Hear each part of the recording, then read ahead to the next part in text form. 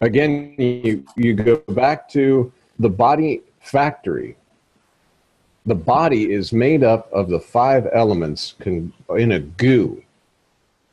And selfless self has assumed the position of, I am this body.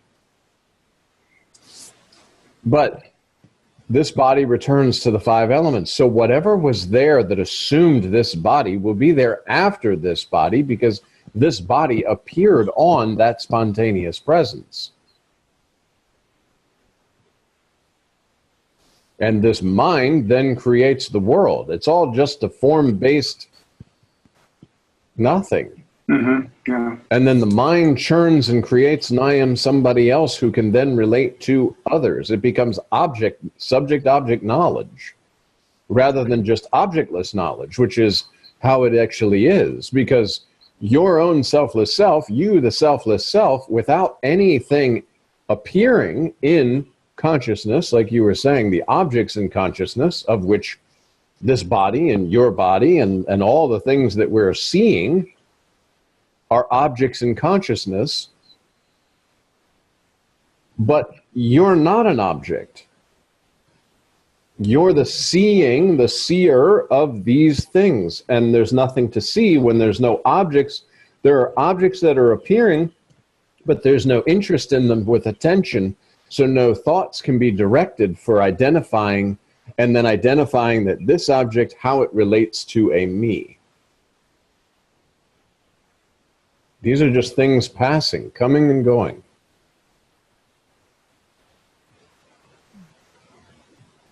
That's the whole struggle, dealing with that. I mean, basically, that's what I see, my struggle is. It's not so much of a struggle, it's just being aware of that those tendencies are there. It's just, sort of like witnessing them. What does this person think? What kind of impression I'm making? How's business doing? And so forth and so forth and so forth. One thing after the other. And I think that it's all a sign that there's not that absolute conviction, because when there's that absolute conviction, then the thoughts probably drop off very dramatically. Well, you have to have the courage, just like Maharaj says, that's by doing mantra and you remain with yourself the self, and then when you go out to your daily activities, like Maharaj says, live like a master, live like a Brahmin. All of this that's going on, you remain with yourself. You trust that all of this is projected on your spontaneous presence. I think I talked about last week how it's like inward attention that then the outward is being projected from. This is known. There's an inward sense of, okay, I'm remaining with the selfless self, the sense of presence.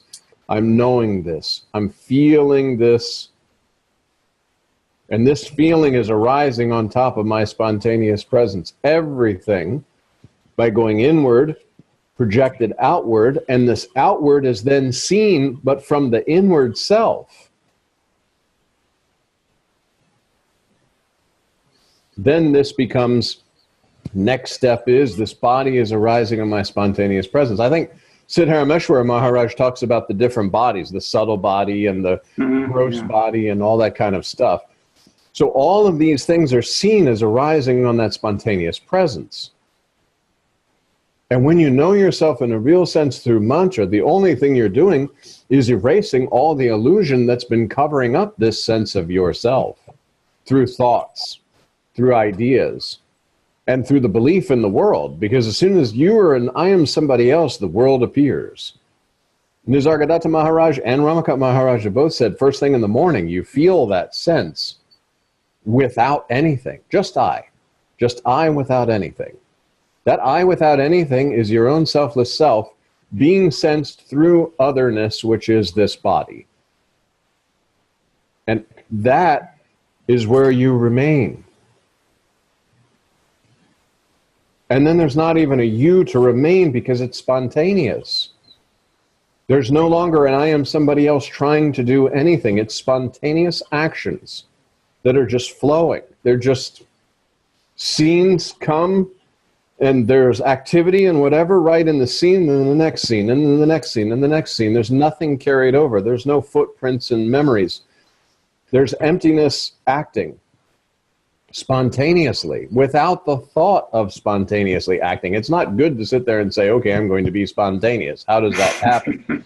No, it's spontaneously spontaneous. Because I've heard people say that before, like spontaneous action. Okay, I'm going to do some spontaneous action. But like if somebody throws a baseball, your arm goes up and catches it. That's kind of a spontaneous thing. You're even thinking about that, though. I'm catching it. But if somebody just threw something at you, there's a reaction type thing. Spontaneous is it's just there. There's no sense of the body at all. The body knowledge is just not there. There's no, like you were saying, protecting. There's no protecting because there's literally a sense that there is nothing here. When you're speaking with all the different people throughout the day, you're not speaking from any point or specific thing. Or like you were saying, how do I look? How do I sound? You still check your hair in the mirror and make sure you're dressed nicely to go to work or whatever, but it's not an interaction of, I wonder what this person is thinking about me or something. It is literally just, and again, it'll be that recognition in the projection. And that recognition in the projection is that this is all coming from that spontaneous presence.